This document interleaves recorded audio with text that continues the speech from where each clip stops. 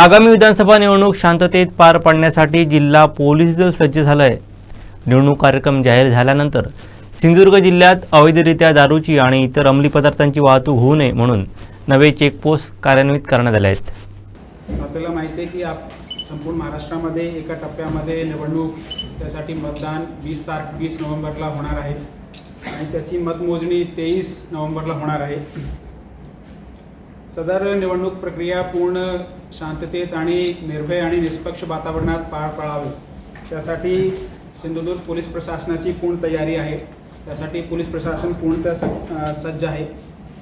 यामध्ये थोडक्यात मी आमची पूर्वतयारी कशा प्रकारची चाललेली आहे त्याचा थोडक्यात माहिती देतो। आमच्याकडे टोटल 10 ठिकाणी इंटरस्टेट चेकपोस्ट आम्ही बसवण्यात आलेले आहेत। त्यामध्ये 9 चेकपोस्ट जे आहेत ते गोवा राज्याच्या सीमेलगत आहेत आणि 1 चेकपोस्ट जो आहे ते कर्नाटक सीमेवर आहे।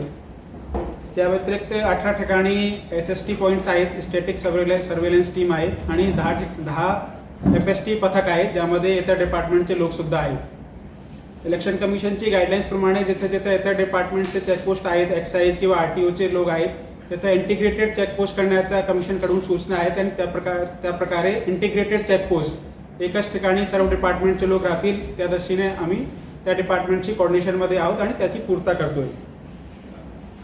त्या व्यतिरिक्त इलेक्शन प्रक्रियामध्ये कुठलाही बाधा येऊ नये त्यासाठी जे काही जिल्ह्यामध्ये परवानाधारक शस्त्र आहेत ते आता कलेक्टर साहेबांसोबत एक मीटिंग बोलवलेली आहे। त्या मीटिंगमध्ये ज्यांचे शस्त्र जमा करणे आवश्यक आहे त्याचा निर्णय घेऊन ते प्रक्रिया लवकर सुरू केली जाणार आहे।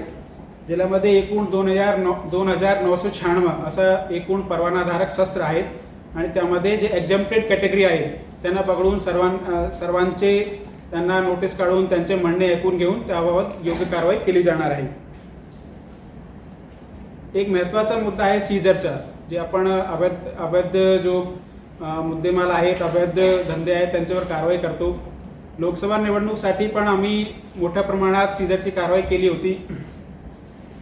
त्यामध्ये टोटल 2 कोटी आणि 24 लाख असा टोटल मुद्देमाल हा व्हेकल्स वगळून आम्ही जप्त केला होता।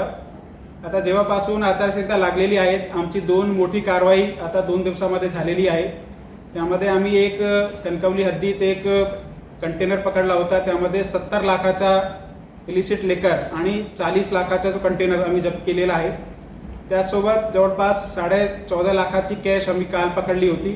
त्याबद्दल इन्कम टॅक्स विभाग आणि संबंधित विभागाशी समन्वय साधून त्याबाबत योग्य शहानिशा करून पुढील जे काही कारवाई ते केली जाणार आहे।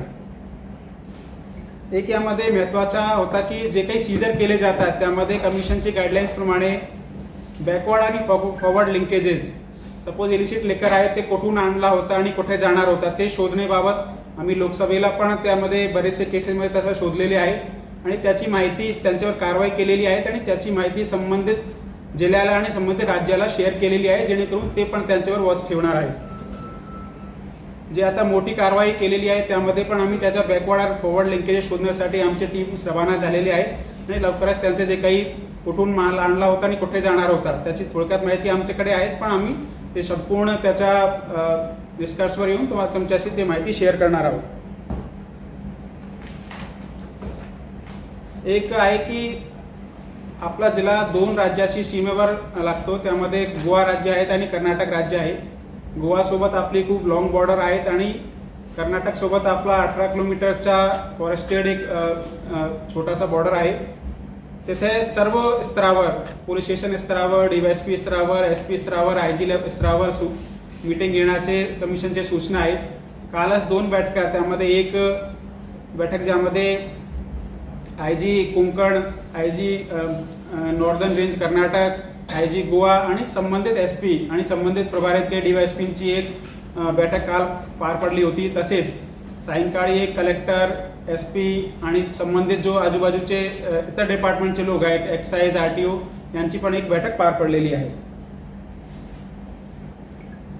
एक इलेक्शनमध्ये एक केंद्रीय बलांचा पण यामध्ये वापर केला जातो आणि त्यामध्ये आम्ही टोटल 5 CAPF कंपनींची मागणी केलेली आहे।